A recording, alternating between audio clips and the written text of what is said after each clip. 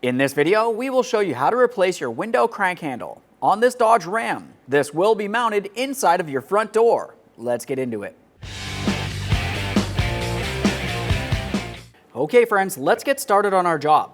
To remove the crank handle from this area, you'll find that in between this plastic washer area and the crank handle, there's a small metal clip. We'll be using an angled pick to remove that clip. Just make our way in here.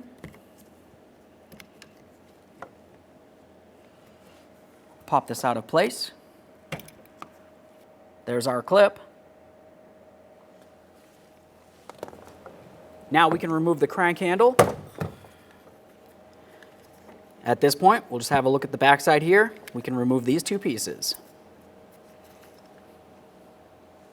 There it is, friends. Let's install that window crank handle.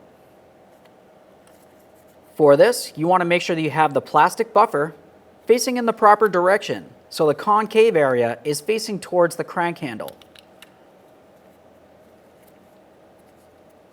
Now we can take this, we'll slide it on here, and then press this into position. Go ahead and give that a tug, make sure it is secured and that it does function properly.